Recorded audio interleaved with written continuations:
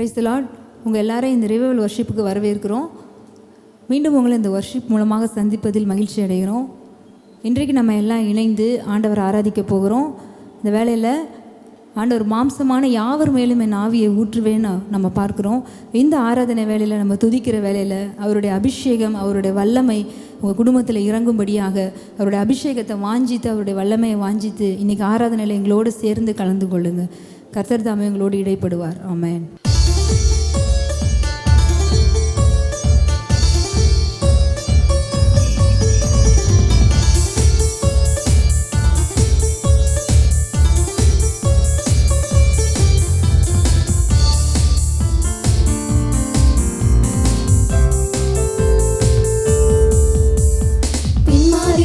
அபிஷேகம் மாம்சமான யாவர் மேலும் அதிகமாய் பொழிந்திடுமே, ஆவியில் நிரப்பிடுமே. பின்மாரியின் அபிஷேகம் மாம்சமான யாவர் மேலும் அதிகமாய் பொழிந்திடுமே, ஆவியில் நிரப்பிடுமே. அக்கினியாய் இறங்கிடுமே,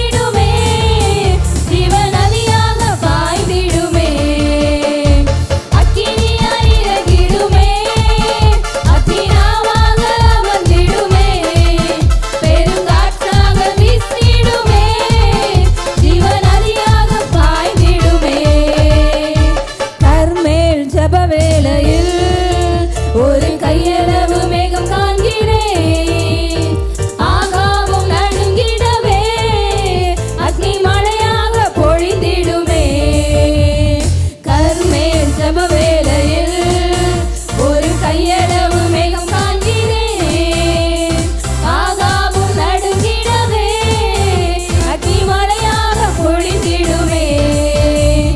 அக்கினியாய் இறங்கிடுமே, அக்னி நாவாக அமர்ந்திடுமே, பெருங்காற்றாக வீசிடுமே, ஜீவநதியாக பாய்ந்திடுமே. அக்கினியாய் இறங்கிடுமே, அக்னி நாவாக அமர்ந்திடுமே, பெருங்காற்றாக வீசிடுமே, ஜீவநதியாக பாய்ந்திடுமே. பின்மாரியின் அபிஷேகம் மாம்சமான யாவர் மேலும் அதிகமாய் பொழிந்திடுமே, ஆவியில் நிரப்பிடுமே. பின்மாரியின் அபிஷேகம் மாம்சமான யாவர் மேலும் அதிகமாய் பொழிந்திடுமே, ஆவியில் நிரப்பிடுமே. அக்கினியாய் இறங்கிடுமே, அக்னி நாவாக அமர்ந்திடுமே, பெருங்காற்றாக வீசிடுமே, ஜீவநதியாக பாய்ந்திடுமே. அக்கினியாய் இறங்கிடுமே, அக்னி நாவாக அமர்ந்திடுமே, பெருங்காற்றாக வீசிடுமே, ஜீவநதியாக பாய்ந்திடுமே. அக்கினியாய் இறங்கிடுமே, அக்னி நாவாக அமர்ந்திடுமே, பெருங்காற்றாக வீசிடுமே, ஜீவநதியாக பாய்ந்திடுமே. ரப ஷதல ரப துயல ரஹப துஷக பபல தர ரப ரப. தேங்க்யூ ஓரி பலஹதர பரபரிக ரப ரப. அப்பா, மாம்சமான யாவர் மேலும் என் ஆவியை ஊற்றுவேன்னு சொன்னீங்களே, இந்த வேளையில் எல்லார் மேலும் உங்கள் ஆவியை ஊற்றுங்க ஆண்டவரே. உங்கள் அபிஷேகம் எல்லா குடும்பங்கள் மீதும் இந்த வேளையில் உங்கள் அபிஷேகம் இறங்கட்டும். உங்கள் வல்லமை எல்லாரையும் நிறைப்பதாக இயேசுவின் நாமத்தில். உங்கள் அபிஷேகம் எல்லாரையும் நிறைக்கட்டும் இயேசுவின் நாமத்தில். யார் யாரெல்லாம் அபிஷேகத்துக்காக வாஞ்சிக்கிறீங்களோ ஆண்டவர்கிட்ட கேளுங்க. அப்பா, உங்கள் அபிஷேகம் எங்களை நிரப்பட்டும், எங்கள் குடும்பத்தை நிரப்பட்டுன்னு சொல்லுங்கள். இந்த வேளையில் ஆண்டவருடைய அபிஷேகம் அளவில்லாமல் உங்கள் மேலே இறங்கி வருது. அவருடைய வல்லமை அளவில்லாமல் இறங்கி வருது. ஆவியானவருடைய ஆளுகை உங்கள் குடும்பத்தின் மீது வருது. ஓ ரீபபல தியாங்கர பபல தர ரப ரபா. அவர் அக்கினியாய் வருகிற ஆவியானவர், அவர் பெருங்காற்றாய் வருகிற ஆவியானவர், அவர் ஜீவ நதியாய் வருகிற ஆவியானவர். அப்பா நன்றி, தேங்க்யூ ஹோலி ஸ்பிரிட். எங்கள் குடும்பங்களில் இறங்கி வாங்க ஆவியானவரே, எங்கள் சபைகளில் இறங்கி வாங்க அப்பா, எங்கள் சரீரத்தில் ஆவியானவரை இறங்கி வாங்க. ரீபபலர், அவர் சாவுக்கு ஏதுவான சரீரங்களை உயிர்ப்பிக்கிற ஆவியானவர். இந்த வேளையில் ஆவியானவர் உங்கள் சரீரங்களை இறங்குறார். எல்லா சாவுக்கு ஏதுவானவைகள் உயிர்ப்பிக்கப்படும் இயேசுவின் நாமத்தில். ரீபபல தேர ஷகரபா. உங்கள் குடும்பத்தில் எதெல்லாம் எந்தெந்த பார்ட்ஸ்லாம் சாவுக்கு ஏதுவானதாக இருக்கும் அது எல்லாம் இந்த வேளையில் ஆவியானவருடைய அபிஷேகத்தினால உயிர்ப்பிக்கப்படும். நீங்கள் ஆண்டவரை பார்த்து சொல்லுங்கள், அப்பா இந்த வேளையில் எங்கள் சரீரங்களை உயிர்ப்பிக்கிற ஆவியானவரே நீங்கள் இறங்கி வாங்க, எங்கள் குடும்பங்களை இறங்கி வாங்க. ரீபபல ரஷகதலரபா. இங்கே சொல்லலாம், காற்றும் இல்லை மழையும் இல்லை, ஆனாலும் எப்படி வாய்க்கால்கள் நிரப்பப்படும்னு. உள்ளங்கை அளவு மேகத்தை தான் பார்க்குறீங்களா? அது போதும் உங்கள் வாய்க்கால்கள் நிரப்பு விடுவதற்கு, பெருமழை பொழிவதற்கு. நீங்கள் பார்க்குற உள்ளங்கை அளவு மேகம் போதும். அதை பெரும் மழையாய் பொழிய பண்ணுகிற ஆவியானவர் இன்னைக்கு இறங்கி வந்திருக்கிறாரு. உங்கள் வாழ்க்கையில் உள்ளங்கை அளவு மேகத்தை தான் பார்க்குறீங்களா? பெரும் மழையை பார்க்க போகிறீங்க. அந்த உள்ளங்கை அளவு மேகம் தான் பெருமழை பொழிவதற்குரிய அடையாளம். Thank you Holi spirit. ரீ கபபல ஷகதலரபா. அப்பா, எல்லாருடைய வாழ்க்கையிலும் அந்த உள்ளங்கை அளவு மேகம் பெருமழையாய் பொழிவதாக இயேசுவின் நாமத்தில். ஓ ரியல ரபா ஷகதல ரபா. நன்றி சொல்ற ஆண்டவரே. Thank you Holi spirit, thank you Holi Spirit. அந்த இஸ்ரவேல் ஜனங்களை திருப்தியாக்க அவங்க சாப்பாடுக்கு அவர் ஒரு கீழ் காற்றை அனுப்புனாராம். கீழ் காற்றை அனுப்பின போது அது எல்லாம் காடைகளை கொண்டு வந்து குவித்ததான். அது எல்லாம் ஜனங்கள் திருப்தியாய் புசித்தாங்கன்னு பார்க்குறோம். ஆவியானவர் பெருங்காற்றாய் வருகிறவர். இந்த வேளையில் உங்கள் குடும்பங்களில் பெருங்காற்றாய் அவர் வருகிறார். எதெல்லாம் உங்களுக்கு குறைவாக இருக்கோ அதெல்லாம் திருப்தியாக போகிறீங்க. ஆவி நிறைவுனால திருப்தியாக போகிறீங்க. ஆவியானவர் கீழ் காற்று, ஒரு பெருங்காற்று உங்கள் வாழ்க்கையில் வீச பண்ணுறாரு. உங்கள் வாழ்க்கையில் ஒரு திருப்தி உண்டாகுது. இந்த வேளையில் திருப்தி உண்டாகுது இயேசுவின் நாமத்தில். ரிசீவ் பண்ணுங்க. ஆவியானவர் பெருங்காற்றாய் வருகிறார், பெருமழையாய் பொழிந்து கொண்டிருக்கிறார். ரிகலர ஷதிலி ரபரபா. Holy spirit, thank you Lord, thank you lord. ரியல ரபரபா. அந்த எலும்பு பள்ளத்தாக்குகளை, அந்த உலர்ந்த எலும்புகளை உயிர்ப்பித்த அதே ஆவியானவர் அந்த உலர்ந்த எலும்புகளை ரத்தம், சதை, நரம்பு எல்லாம் உருவாகி அதை சேனையாய் நிற்க பண்ணின அதே ஆவியானவர் இந்த இடத்துல கடந்து வந்திருக்கிறாரு. ரியலரபா உங்க வாழ்க்கையில உலர்ந்து போயிருக்கிற காரியங்கள் உயிர் அடைவதாக இயேசுவின் நாமத்தில். ட்ரையா பல வருஷம் ட்ரையா இருக்கிற காரியங்கள் உயிர் அடையுது. ஆவியானவர் அக்கினியாக இறங்கி வந்திருக்கிறார். அவர் பெரும் மழையாக இறங்கி வந்திருக்கிறார். பெருங்காற்று உங்க வாழ்க்கையில வீச பண்றாரு. ரிசீவ் பண்ணுங்க. ஆவியின் அபிஷேகத்திற்காக நன்றி சொல்லுங்க. அப்பா உங்க அபிஷேகத்திற்காக நன்றி. நீங்க எங்க குடும்பங்களை இறங்கி வந்ததுக்காக நன்றி. உங்க வல்லமை நிரப்புனதற்காக நன்றி. Thank you thank you Lord. பெரும் மழையை நீங்க பொழிய பண்றீங்க ஆண்டவரே நிறைய பேர் வாழ்க்கையில. அதற்காக நன்றி சொல்றோம். சாவுக்கு ஏதுவானவைகள் எல்லாம் உயிர்ப்பித்திருக்கிறீங்க இந்த நாட்கள்ல. Thank you Holi spirit. Thank you Holi Spirit. நன்றி அப்பா. அந்த ஆவியானவருக்கு விட்டு கொடுப்போமா. எங்களை ஆனந்த தைலத்தினால அபிஷேகிக்கிற ஆவியானவரேன்னு சொல்லி அவரை நோக்கி பார்ப்போமா. Thank you Lord.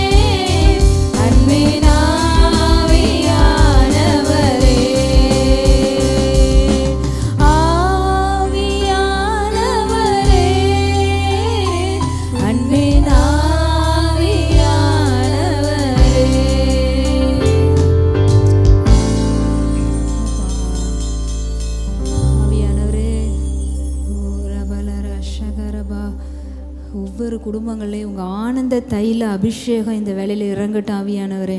அவருடைய ஆனந்த தைல அபிஷேகம் எல்லார் மீது இறங்குது. அவருடைய ஆனந்த தைல அபிஷேகத்தினால இந்த வேலையில் அபிஷேகம் பண்ணுறாரு. அந்த அபிஷேகம் இறங்கட்டும்னு சொல்லி எல்லாம் ரிசீவ் பண்ணுவோமா? ஹோலி ஸ்பிரிட், உங்களுடைய ஆனந்த தைல அபிஷேகம் எங்கள் மீது இறங்கட்டும். உங்கள் ஆனந்த தைல அபிஷேகம் எங்கள் பிள்ளைங்கள் மீது இறங்கட்டும்.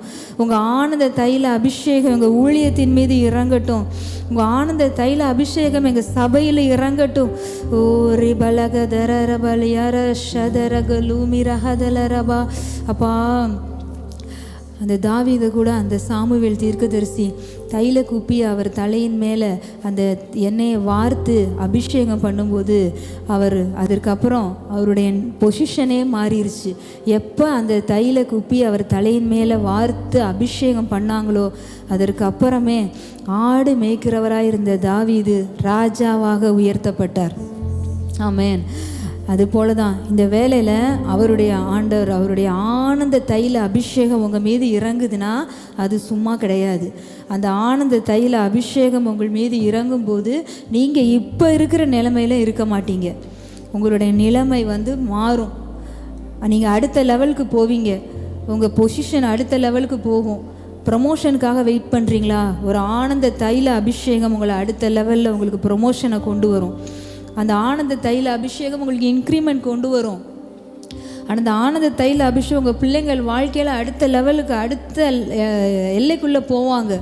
அந்த ஆனந்த தைல அபிஷேகம் அதே லெவலில் இருக்க வைக்காது. எப்படி அவருடைய பொசிஷன் ஒரே நாளில் ராஜாவாக உயர்த்தப்பட்டாரோ, இன்னைக்கு ஆண்டவர் எல்லார் குடும்பங்களையும், எங்களோடு இப்போ ஆராதனையில் இணைந்திருக்கிற எல்லார் குடும்பங்களையும் அந்த ஆனந்த தைல அபிஷேகம் இறங்கி இருக்குது. உங்கள் பிஸ்னஸ், உங்கள் தொழில் இப்போ இருக்கிற மாதிரி இருக்காது. அது அதிகமாக உயரப்போகுது. ஆண்டவர் அதை வேறு லெவல் கொண்டு போகிறார். ஏன்னா அந்த அபிஷேகம் இறங்கி இருக்குது. அதை ரிசீவ் பண்ணுங்க. அப்பா, எல்லாம் உங்கள் குடும்பங்களை எல்லாத்துலேயும் கட்ட அவிழ்த்து விடுங்க ஆனந்த தைல அபிஷேகத்தை. ரியலரகதரபா. பூமியின் உயர்ந்த இடங்களில் உங்களை ஏறி இருக்க பண்ணுவேன்னு சொல்லியிருக்கிறார் ஆண்டவர். அவர் சொன்ன வார்த்தையின்படி உங்களை பூமியின் உயர்ந்த இடங்களில் ஏறி இருக்க பண்ணுவார். உங்களை மேன்மையாக வைப்பார். அப்பா, நன்றி சொல்கிறோம், நன்றி சொல்கிறோம். ஆனந்த தைல அபிஷேகம் வரும்போது உங்கள் வாழ்க்கையில் இருக்க வறண்ட நிலங்கள் வறண்ட நிலமாகவே இருக்காது. அது வயல்வெளியாய் மாறிதான் ஆகும் இயேசுவின் நாமத்தினால. வறண்ட நிலங்கள் எல்லாம் இப்பொழுதே வயல்வெளியாய் மாறுது இயேசுவின் நாமத்தில். நீங்கள் அதை விசுவாசிச்சிங்கன்னா உங்கள் வாழ்க்கையில் இப்பொழுதே இருக்கிற வறண்ட நிலங்கள் வயல்வெளியாய் மாறும். அப்பா, எல்லார் குடும்பங்களையும் இப்போ எதெல்லாம் வறண்ட நிலமாக இருக்கோ அதெல்லாம் வயல்வெளியாய் மாறுவதாக இயேசுவின் நாமத்தில். வனாந்திரமாக இருக்கிற இடங்களில் தண்ணீர் பாய்ந்து ஓடட்டும். அவாந்திர வெளிகளில் ஆறுகளை ஓட பண்ணுவேன்னு சொன்னீங்களே ஆண்டவரே. அவாந்திர வெளியாக இருக்கிறதெல்லாம் ஆறுகள் ஓடட்டும் இயேசுவின் நாமத்தினால. அப்பா, வனாந்திரமும் வறண்ட நிலமும் மகிழ்ந்து கடுவெளி கழித்து புஷ்பத்தை போல செழிக்கும் பார்க்கிறோம். எப்போ வனாந்திரமும் வறண்ட நிலம் எப்படி மகிழ முடியும்? ஆண்டவருடைய அபிஷேகம், ஆவியானவர் அந்த இடத்துல கடந்து வரும்போது வறண்ட நிலம் வனாந்திரம் மகிழும், கடுவெளி கழிக்குமா, அது புஷ்பத்தை போல செழிக்குமா. இன்றைக்கி உங்கள் வாழ்க்கையில் அப்படி தான். எதெல்லாம் வறண்ட நிலமா, வயல்வெளியாக, கடுவெளியாக இருக்கோ அதெல்லாம் மகிழ போது அவருடைய அபிஷேகம் இறங்கி இருக்குது. அது எல்லாம் உங்கள் வாழ்க்கையில் புஷ்பத்தை போல பூத்து குலுங்க போகிறீங்க. இனி வருகிற நாட்களில் பூத்து குலுங்கி காய்த்து கனி தந்து உலகத்தை பலனால் நிரப்ப போகிறீங்க.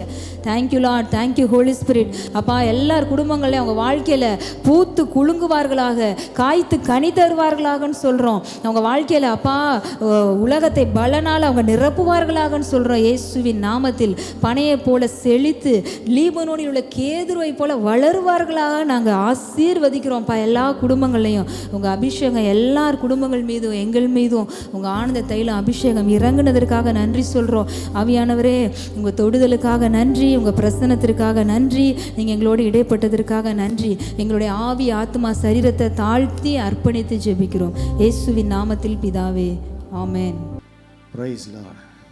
யோவான் 3வது அதிகாரம் 8வது வசனம் எடுத்து பார்ப்போம். காற்றானது தனக்கு இஷ்டமான இடத்திலே வீசுகிறது, அதன் சத்தத்தை கேட்கிறாய், ஆகிலும் அது இன்ன இடத்திலிருந்து வருகிறது என்றும் இன்ன இடத்துக்கு போகிறது என்றும் உனக்கு தெரியாது.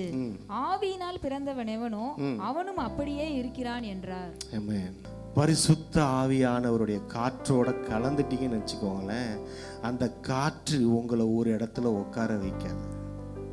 இந்த ஆவியானவருக்கு அந்த எங்க ஆரம்பிச்சு நம்ம சொல்லுவோம், பிரதர் என் வாழ்க்கை எங்க ஆரம்பிச்சது தெரியுமா பிரதர், அங்க ஆரம்பிச்சு எங்கேயோ வந்துட்டேன் பிரதர் அப்படின்றீங்களே, அதுக்கு காரணம் அந்த காற்று. அது எங்க ஆரம்பிச்சதுன்னு தெரியல, ஆனா உங்களை எங்க கொண்டு போகணுமோ அங்க கொண்டு போயிடும். இதுக்கு என்னமா செய்யணும், அந்த காற்றோட கலந்துடணும். நீங்க கஷ்டமே பட வேணாம். ஒரு நாட்டுக்கு போனாலும் என்ன செய்வாங்கன்னா விசா இருந்தால் தான் போக முடியும். ஆனால் இந்த காற்றே உங்களுக்கு ஒரு விசாவா இருக்கும். இந்த காற்றே உங்களை கொண்டு போகும். நீங்க நினைச்சு கூடும் பார்க்காத இடத்துக்கு கொண்டு போகும், புது இடத்துக்கு கொண்டு போகும். இங்க பாருங்க, அந்த வசனம் சொல்லுது, அது ஆகிலும் அது இன்ன இடத்திலிருந்து வருகிறது என்றும் இன்ன இடத்துக்கு போகிறது என்றும் உனக்கு தெரியாது. ஆவியில் இருக்கிறவன் மனுஷன் வாழ்க்கை எங்க ஆரம்பிச்சு எங்க போகணும் ஒருத்தவனுக்கும் தெரியாது. இந்த பைபிள் எல்லாருடைய வாழ்க்கை அப்படிதான் ஆரம்பிச்சதை பார்த்தீங்கன்னா அற்பமா இருந்தது. ஆனா அந்த காத்தோட சேர்ந்தவன், பரிசுத்த ஆவியானவரோடு சேர்ந்தவன், அவன் அந்த காத்து தூக்கிட்டு போச்சு. எத்தனை பேரு, எத்தனை சாட்சிகள், மேகம் போன்ற திரளான சாட்சிகள் நமக்கு இருக்கு. ஆபிரகாம் எங்க ஆரம்பிச்சாரு, இன்னைக்கு இந்த ஆபிரகாம் அந்த காத்து தூக்கிட்டு சுமந்துகிட்டு இருக்கு. திருச்சபைகள்ல ஆபிரகாமை பத்தி பேசிக்கிட்டு இருக்கிறோம். மோசே எங்க இருந்தாரு, அவர் எங்க இருந்து அந்த காற்று எங்க தூக்கிட்டு போச்சு. யோசேப்பு எங்க இருந்தாரு. இந்த காத்து விடாதுங்க, இந்த காற்று விடாது, யாரையும் விடாது. ஒன்னே ஒண்ணு, இந்த காத்துல கலந்த தூசி மாதிரி ஆயிடணும். ஐயா கலந்துடுறையா, அப்படியே பறந்துருவீங்க. இருக்கிற இடத்துல இருந்து ஒரே ஜம்பு தான். வாழ்க்கை ஒரே மாதிரி இருக்க போறது இல்லை, வேற மாதிரி மாறிடும்.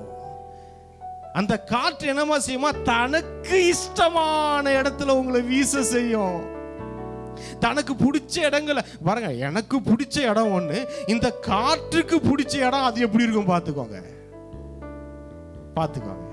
மனுஷன் ஏன் அறிவுக்கும் ஏன் ஞானத்துக்கும் சில இடங்கள் பிடிக்கும், ஆனா இந்த கடவுளுக்கு பிடிச்ச இடம் இருக்குல்ல, அது அதை விட பெஸ்டா இருக்கும். நம்ம நினைச்சுக்கிறோம், நான் நினைக்கிறது தான் நல்லா இருக்கும், நான் நினைக்கிறது தான் அழகா இருக்கும், நான் நினைக்கிற வாழ்க்கை தான் பியூட்டிஃபுல்லா இருக்கும். அப்படி இல்லை, ஆண்டவர் என்ன நினைக்கிறாரு, எப்பா நீ நினைக்கிற மாதிரி இல்லப்பா, உன்னை நான் நினைக்கிற மாதிரி கொண்டு போறேன். உங்களை பத்தி யாரு நல்லதா யாரு புரிந்து கொள்ளணுமோ அவங்க புரிந்துகிட்டா போதுங்க. ஏன்னா இவங்க புரிஞ்சிக்கல, இவங்க என்ன அண்டர்ஸ்டாண்ட் பண்ணிக்கல பிரதர் அப்படிலாம் நினைக்காதீங்க. ஒரே ஒருத்தவன் நினைச்சா போதும், 1000 பேர் உங்களை நினைச்சு பார்க்கணும்னு அவசியமே இல்லை.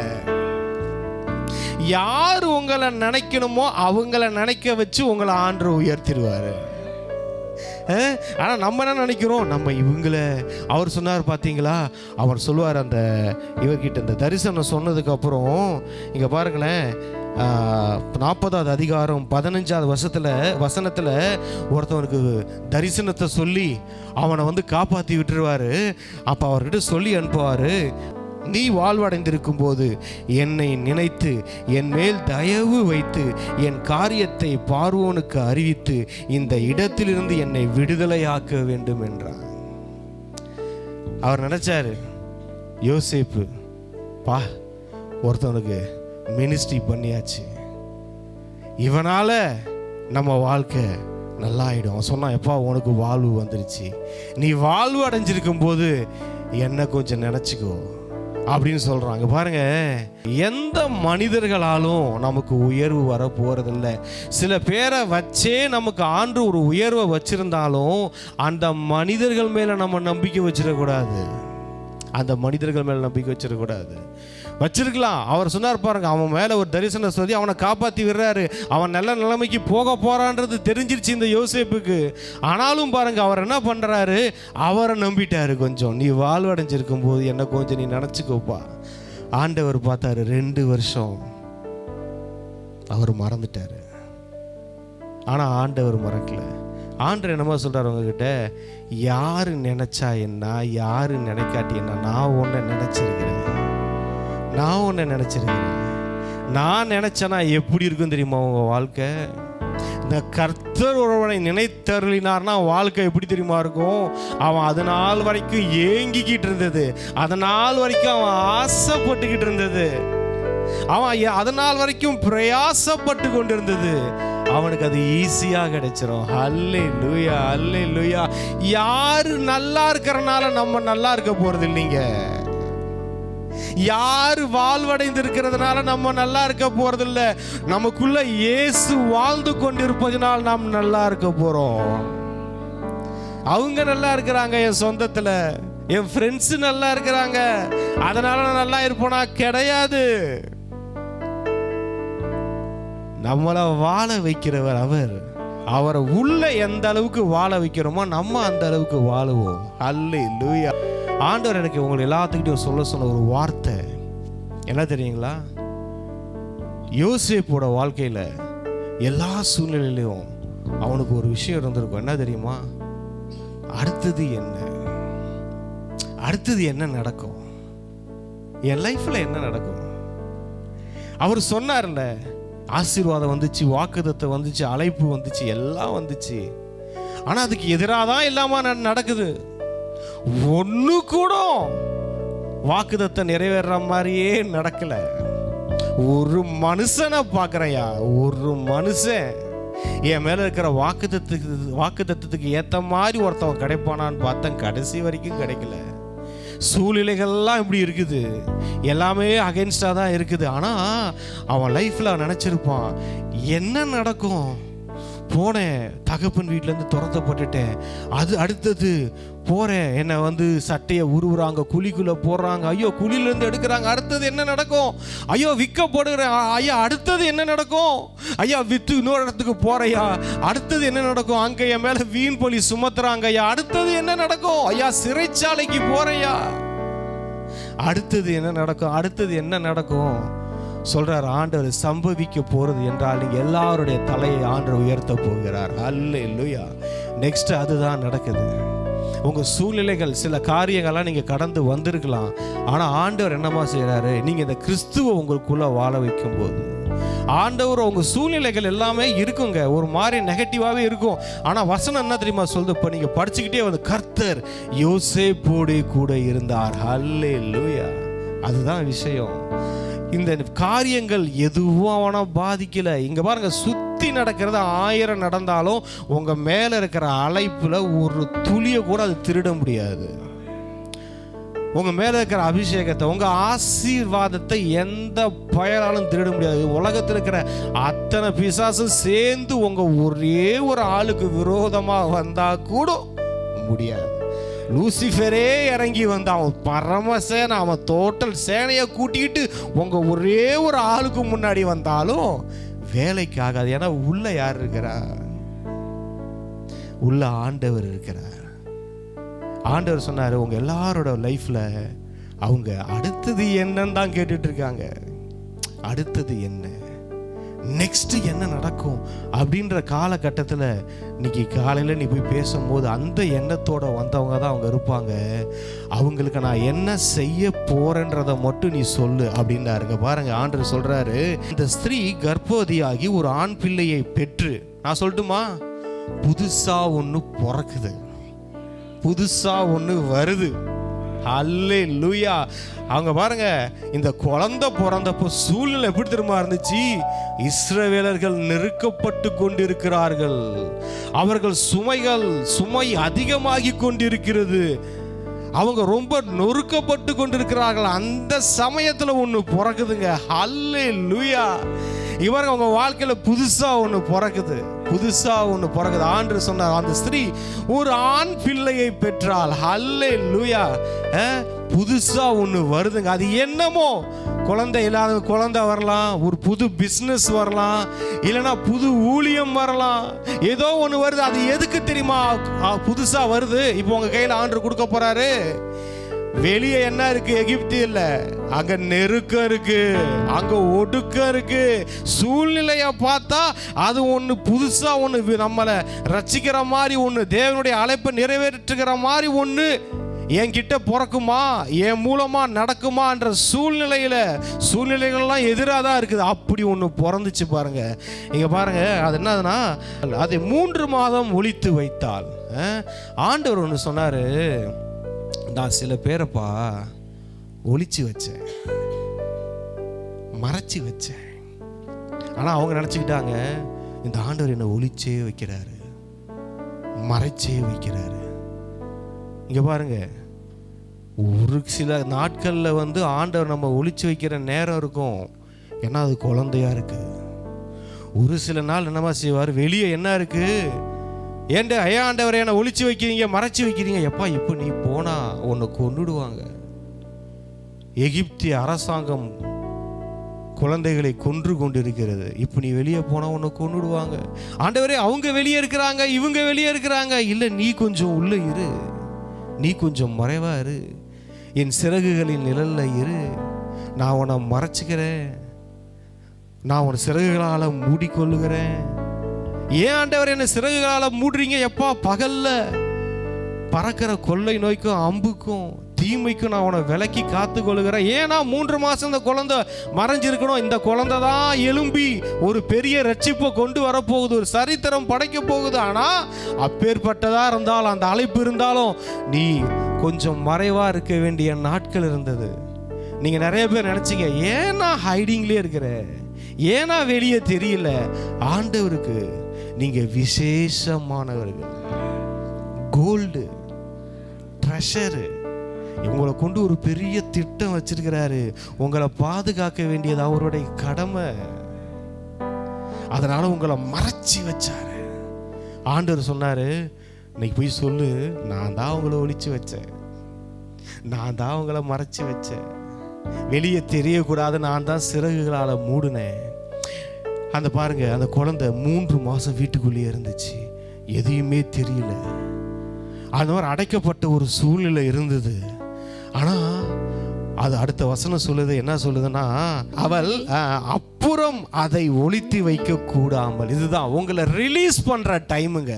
நம்ம எல்லாரையும் நெக்ஸ்ட் லெவலுக்குள்ள ரிலீஸ் பண்ண. இது வரைக்கும் ஒரு ஹைடிங் பிளேஸ் இருந்துச்சு, அவருக்குள்ள மறைஞ்சிருந்தோம், உன்னதமானவரின் மறைவில் இருந்தோம், சர்வ வல்லவரின் நிழல்ல இருந்தோம். அவர் நல்ல பாதுகாப்பா இருந்தாரு. ஒரு டைம் உன்னை ஹைட் பண்ணன்றாரு.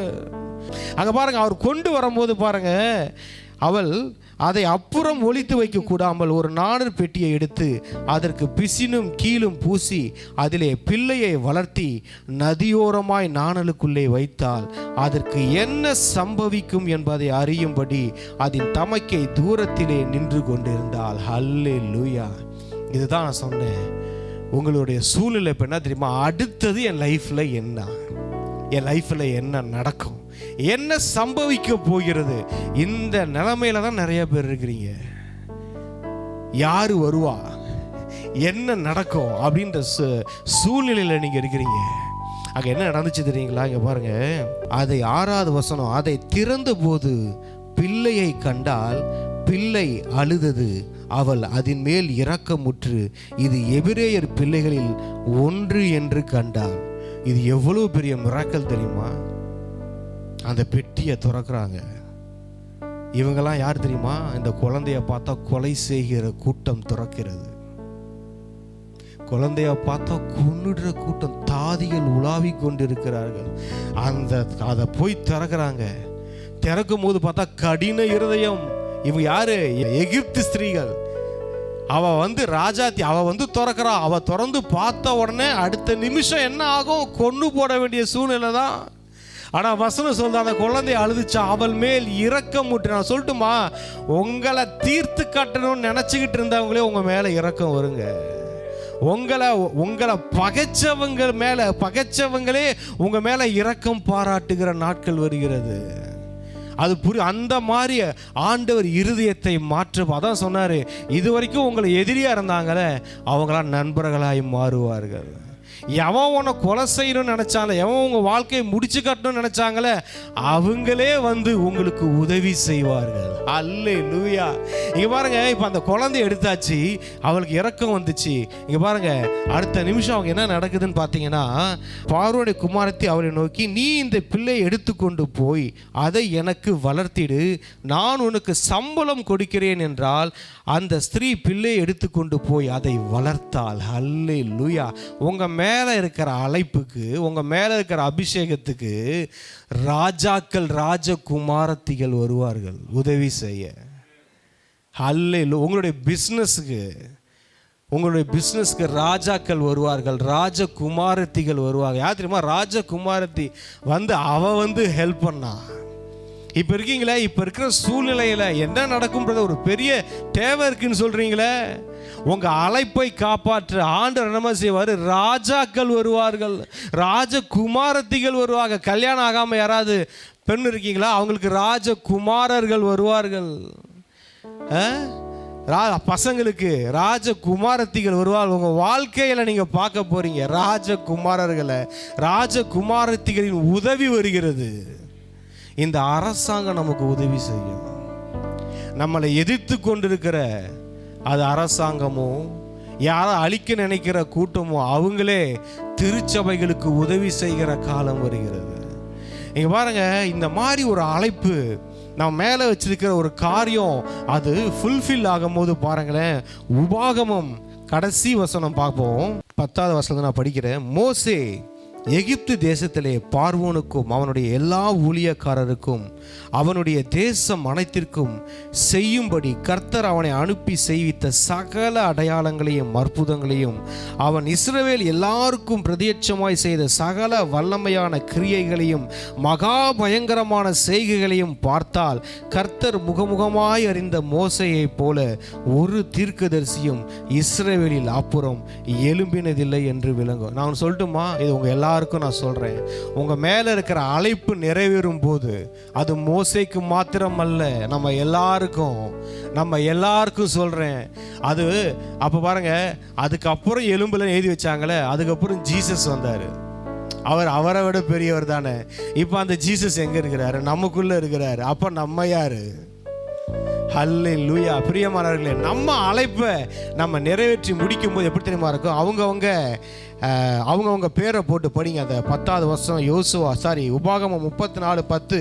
மோசே எகிப்து, பீட்டர் உங்க பேர் போட்டுக்காங்க. எகிப்து தேசத்திலே பார்வோனுக்கும் அவனுடைய எல்லா ஊழியக்காரருக்கும் அவனுடைய தேசம் அனைத்திற்கும் செய்யும்படி கர்த்தர் அவனை அனுப்பி செய்வித்த சகல அடையாளங்களையும் அற்புதங்களையும் அவன் இஸ்ரவேல் எல்லாருக்கும் பிரத்யட்சமாய் செய்த சகல வல்லமையான கிரியைகளையும் மகா பயங்கரமான செய்கைகளையும் பார்த்தால் கர்த்தரை முகமுகமாய் அறிந்த மோசையை போல, பீட்டரை போல உங்க பேரை போடுங்க, ஒரு தீர்க்கதரிசியும் இஸ்ரவேலில் அப்புறம் எழும்பினதில்லை. ஹல்லேலூயா. இது என்னன்னா, உங்களை கொண்டு உங்களை ஆண்டவர் ஒன்று செய்ய வச்சிருக்காருல, அந்த இடத்துல யாருமே ஃபில் பண்ண முடியாதுங்க.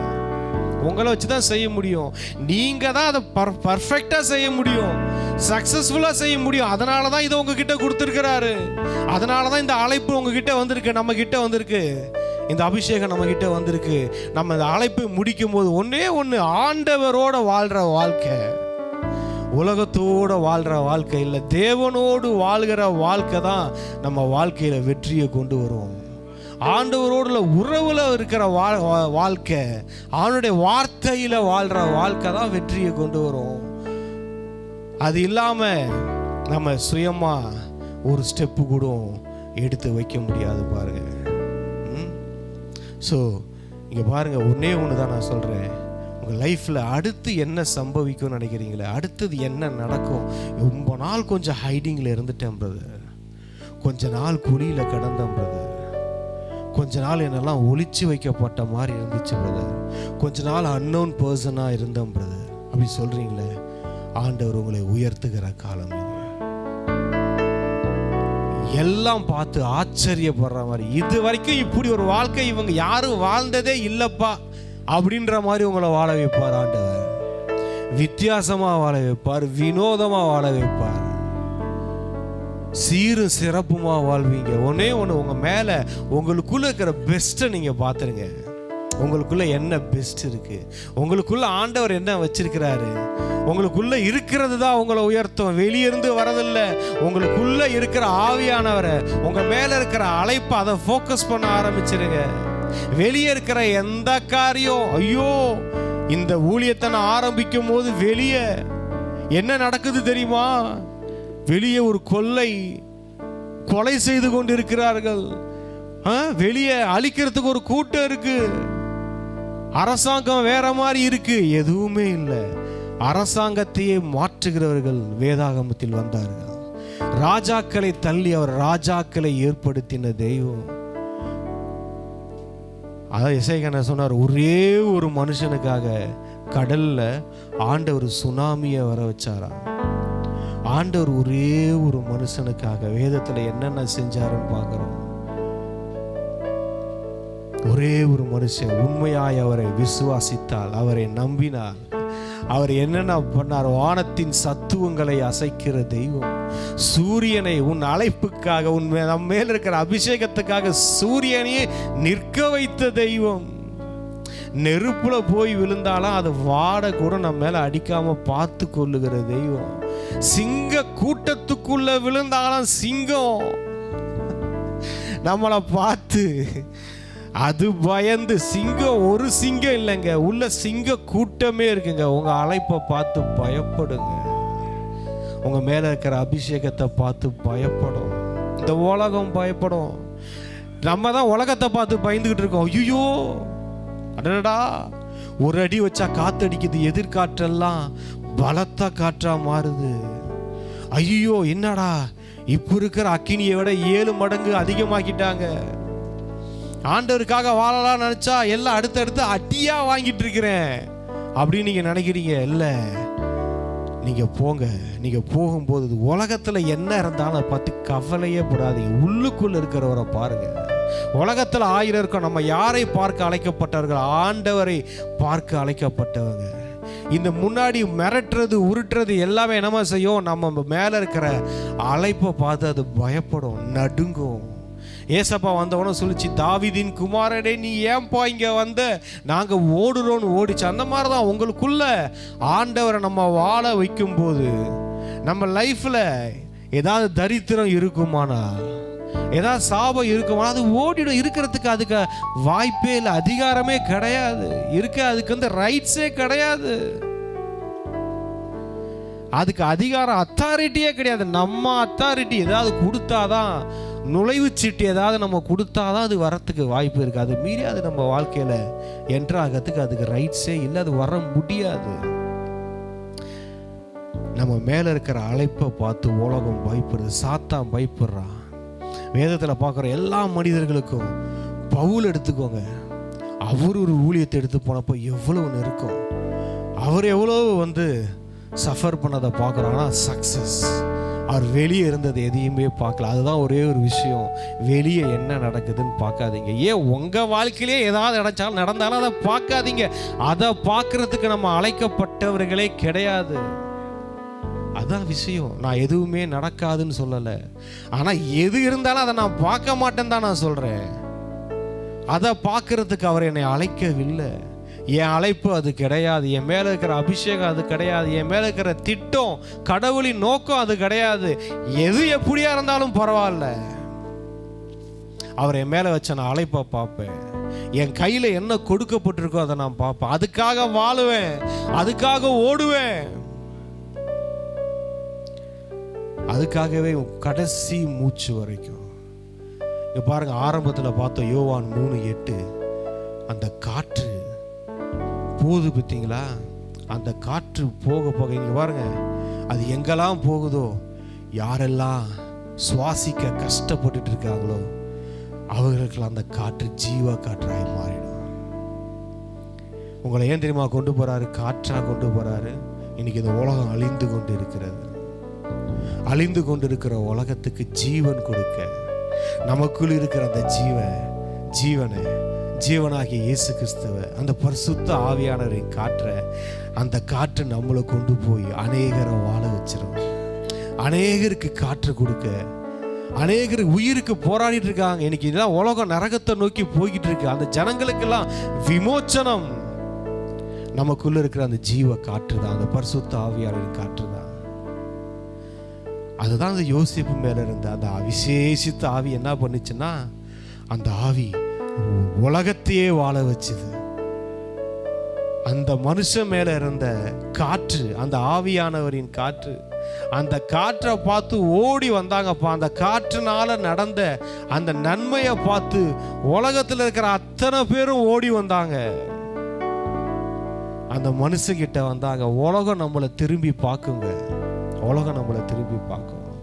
அந்த காற்றை மட்டும், அந்த ஜீவ காற்று ஆவியானவரை உள்ள அசைவாட விட்டுடுவோம்.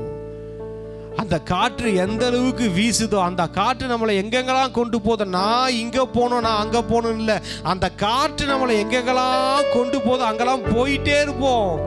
அந்த நதி போகிற இடமெல்லாம் என்ன தெரியுமா ஆகுமா, பொன் விளையும் இருக்குல்ல. இது நதியா போனாலும் ஆசீர்வாதம், இது காற்றா போனாலும் ஆசீர்வாதம் தான். ஒரு தேவ மனுஷன் அவன் எங்க போனாலும் எப்படி போனாலும் ஆசீர்வாதம் தான். ஹல்லேலூயா. இங்க பாருங்க, ஆண்டவர் நீங்க போகாத இடத்துக்கு உங்களை கூட்டிட்டு போறார். அந்த காற்று உங்களை நீங்க பார்க்காத இடத்துக்கு உங்களை கூட்டிட்டு போகுது. நீங்க இது வரைக்கும் என்ஜாய் பண்ணாத இடத்த கூட்டிட்டு போய் உங்களை என்ஜாய் பண்ண வைக்க போகுது.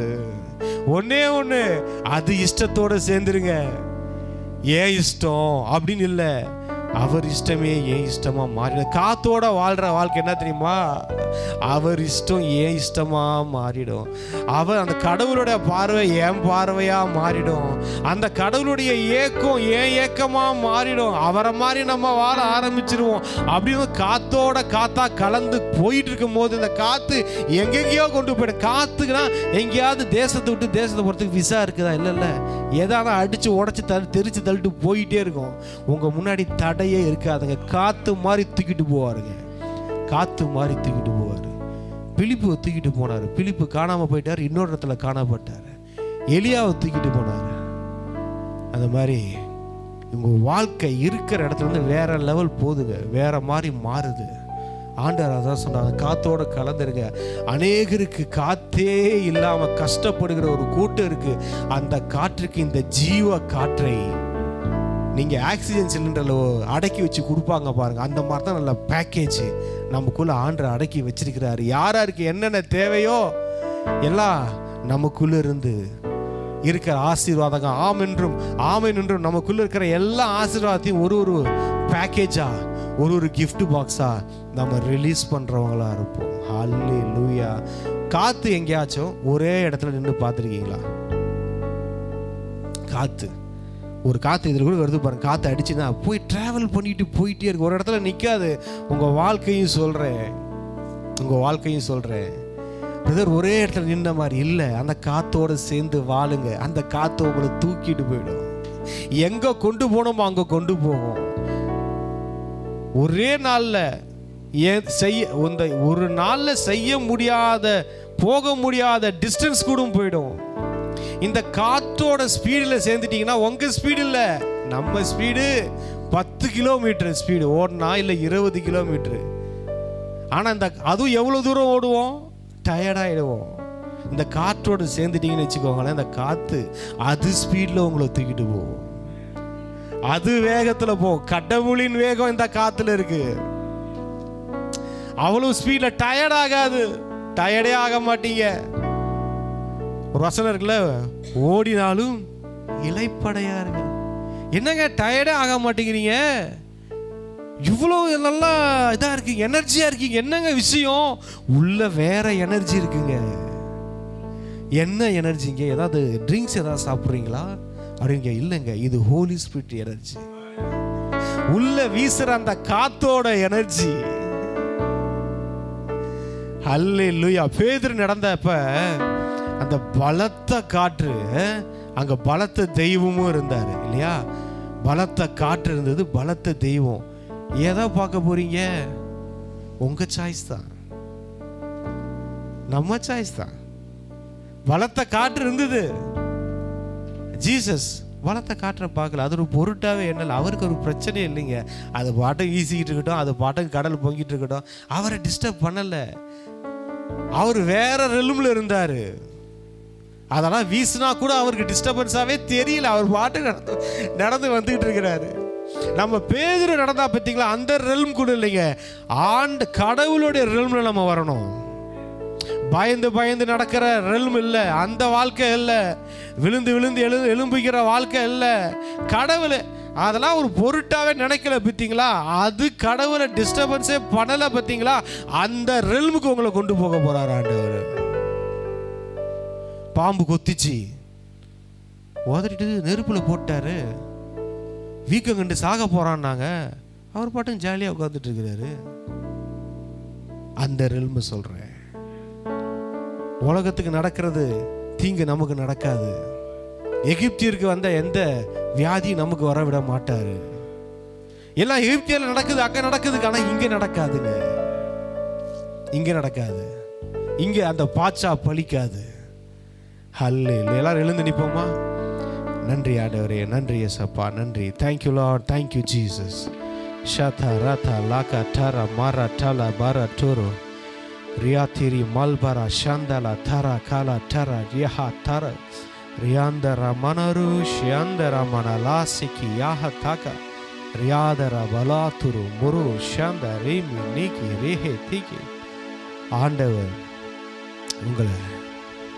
உங்களுக்குள்ள காற்றாய் வீச ஆசைப்படுகிறார். ஹல்லேலூயா. நான் உன் மேல வீச ஆசைப்படுகிறேன், உனக்குள்ள வீச ஆசைப்படுகிறேன், உன் ஊழியத்துல நான் வீச ஆசைப்படுகிறேன், உன் குடும்பத்துல நான் வீச ஆசைப்படுகிறேன். ஏன் தெரியுமா? உன் குடும்பத்துல சில டஸ்ட் இருக்கு. இந்த காத்து வந்து அடிச்சாலே போதும், அந்த டஸ்ட் எல்லாம் பறந்துடும். உன் லைஃப்ல இருக்கிற தேவையில்லாத காரியங்கள், தேவையில்லாத நபர்கள் அடிக்கிற காத்துல, சொல்லுவாங்களே உலகத்துல ஆடி காத்துல அம்மி நகருன்னுவாங்களே, இந்த காத்துல மழையே பெயர்ந்து போயிடும். அந்த காத்து அடிச்சதுன்னா மழையே பெயர்ந்து போயிடும். மழையே தள்ளுண்டு கடல்ல விழுந்துடும். ஆண்டவர் உங்கள் வாழ்க்கையில் வீச சொல்றாரு, அவங்க வாழ்க்கையில நான் வீச ஆசைப்படுகிறேன். எஸ் ஆண்டவரே, உங்களை வெல்கம் பண்ணுகிறோம். ஹோலி ஸ்பிரிட், நீங்க வாங்க, நீங்க வீசுங்க. எல்லாரோட வாழ்க்கையில, இங்க வந்திருக்கிறவங்க வாழ்க்கையில, அவங்க குடும்பத்துல, அவங்க ஊழியத்துல, அவங்க ஃபைனான்ஸ்ல, அவங்க ஹெல்த்ல, அவங்க சிந்தனையில நீங்க வீசுங்க. சில பேருடைய சிந்தனை உங்க கண்ட்ரோல்ல இல்லை. உங்க கண்ட்ரோல் இல்லாம கஷ்டப்படுறீங்க. கொஞ்ச நேரம் கூட உங்களால பைபிள் படிக்க முடியல, கொஞ்ச நேரம் கூட உங்களால ஜெபம் பண்ண முடியல, கொஞ்ச நேரம் கூட உங்களால ஆராதிக்க முடியல. ஆவியானவர்கிட்ட சரண்டர் பண்ணுங்க உங்க சிந்தனையை. அந்த காற்று உங்க சிந்தனையில் வீசும்போது, அந்த சிந்தனையில் இருக்கிற தேவையில்லாத எல்லா டஸ்டையும் எவ்வளோ ஆழமாக போயிருந்தாலும் தூக்கிட்டு போயிடும், அடிச்சுட்டு போயிடும். எனக்கு ஆண்டவர் முந்தானேத்து ஒரு கனவுல காமிச்சாரு. ஒரு லயன், ஒரு மேல் லயன், அது குட்டிய, அந்த குட்டி கொஞ்சம் தடுமாறுது, ரொம்ப பிறந்து கொஞ்சம் அதை நடந்து நடந்து நடந்து பழகுது. அந்த லயன் அதை அப்படியே ஃபாலோ பண்ணி பின்னாடி ப்ரொடெக்ஷனாக வந்துக்கிட்டு இருக்கிறத நான் கனவாக பார்த்தேன். சபைக்கும் நான் சொல்லுகிறேன், நீங்கள் சிலதை உங்களுக்கு ஆண்டவர் கற்றுக் கொடுக்குறார். சில ஏரியாவில் கிங்காக இருப்பீங்க, அது ஓகே. ஆனால் சில ஏரியாவில் உங்களுக்கு நடக்கவே தெரியல, அதை பழக்கி கொண்டு இருக்கிறார் ஆண்டவர். அங்கே சொல்லி கொடுத்து கொண்டு இருக்கிறார் ஆண்டவர். நீங்கள் பழகிட்டு இருக்கீங்க. நாட்கள் வரும், நாட்கள் வரும். இப்போ நடக்கிறது கொஞ்சம் கஷ்டமாக இருக்குன்னு சொல்கிறீங்களே, இப்போ தான் எனக்கு இது புதுசாக இருக்குது, நான் பழகிக்கிட்டு இருக்கேன்னு சொல்கிறீங்களே. ஆண்டவர் சொல்லுவார், ஒரு நாட்கள் வரும், நீ அதில் வளரும் போது நீ ஒரு ராஜா மாதிரி, சிங்கம் மாதிரி நீ நடப்ப. இப்போ நடக்க பழகிக்கிட்டு இருக்க, ஆனால் அதே ஏரியாவில் உன்னை நான் சிங்கம் மாதிரி நான் வீறு நட போட வைப்பேன். கிங் மாதிரி நீ நடப்ப. உன் நட மாறுது, கிங் மாதிரி நீங்கள் நடக்க போறீங்க. எஸ், அந்த காற்றோடு சேர்ந்துருங்க. ஆவியானவரே, உங்களை வெல்கம் பண்ணுவோம். எல்லாரும் மேலே இப்போ ஒரு காற்று வீசட்டும். அந்த அப்போஸ்தலர் நடவடிக்கைகள் 2வது அதிகாரத்தில் நம்ம பார்க்குறோம், பலத்த காற்று, ஒரு இடி முழக்கம் போல சத்தம் தோடு அந்த காற்று வந்தது. அந்த காற்று வந்து எல்லாரையும் நிரப்பியது, எல்லாரையும் நிரப்பி. அந்த காற்று வந்தவுடன் அந்த இடம் நிரம்பியவுடன், அந்த காற்றால் அந்த இடம் நிரம்பியதான். ஒரு பெரும் சத்தத்தோடு, கடவுளின் சத்தத்தோடு அந்த காற்று வந்து அந்த இடம் முழுவதும் நிரப்பிய போது அங்க எல்லாரும் மேலும் பரிசுத்த ஆவியானவர் இறங்கினார். எல்லாரும் மேலும் அவர்கள் அந்நிய பாஷைகளை பேசினார்கள். ஆவியானவரின் ஆளுகை வந்தவுடன் பார்த்தீங்கன்னா பேதுரு எழும்பி பிரசங்கம் பண்றாரு. அன்னைக்கு 3000 பேர் ரட்சிக்கப்பட்டார்கள். பிரியமானவர், இதுதான் அந்த காற்றின் வல்லமை.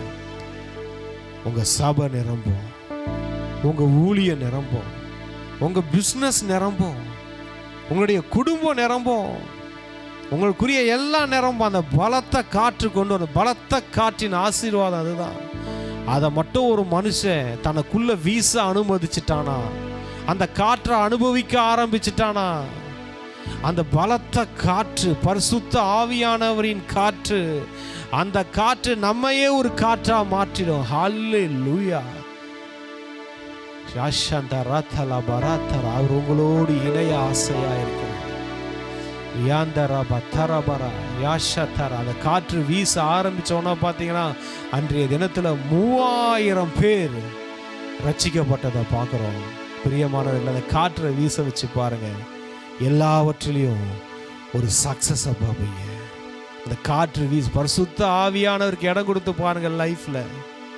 அங்கே எங்கெங்கெல்லாம் நீங்க தோத்துக்கிட்டு இருந்தீங்களோ அங்கெல்லாம் சக்சஸை பார்ப்பீங்க. ஒரு மிகப்பெரிய அறுவடை, ஒரே நாளில் 3000 பேர் ரட்சிக்கப்பட்டதை பார்க்குறோம். அந்த ஆவியானவர் இப்போ எங்கெங்கெல்லாம் ஃபெயிலியர் நினைக்கிறீங்களோ உங்கள் லைஃப்பில், எந்தெந்த ஏரியாவில் ரொம்ப கஷ்டமாக இருக்குன்னு நினைக்கிறீங்களோ அந்த ஏரியாவில் ஆவியானவர் அசைவாட விடுங்க. அவர் அசைவாடும் போது, அந்த காற்று உங்கள் வாழ்க்கையில் வீசும் போது, அந்த மென்மையான காற்று அவர் காற்றாய் வருவார். அவர் பலத்த காற்றாயும் வருவார். அவர் தென்றல் போன்ற காற்றாயும் வருவார். உங்களுக்கு எதுக்கு எப்படி செய்யணுமோ அந்த மாதிரி வருவார். தேற்றரவாளனே, என்னை தேற்றும் தெய்வமே,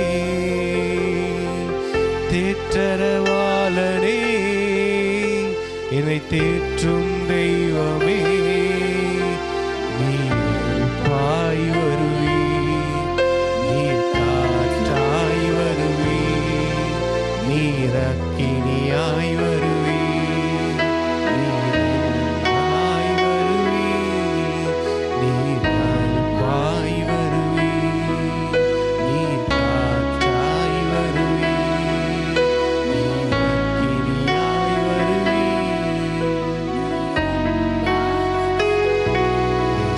பாடிட்டே இருங்க அந்த பாட்டு. என்னை தேற்றும் தெய்வமே, தேற்றரவாளனே, என்னை தேற்றும் தெய்வமே, பாய் வருவி, நீராய் வருவி, நீராய் வருவி, பாய் வருவி, நீராய் வருவி,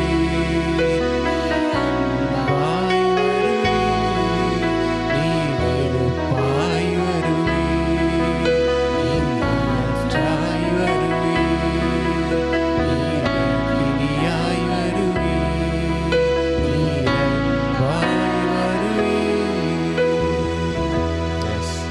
நன்றி ஆண்டவரே, நன்றி. இந்த நாளுக்காய் நன்றி, நன்றி செலுத்துகிறோம் அப்பா. அவங்க அளவில்லாத பிரசனத்துக்காய் நன்றி செலுத்துகிறோம், வார்த்தைகளுக்காய் நன்றி செலுத்துகிறோம் ஆண்டவரே.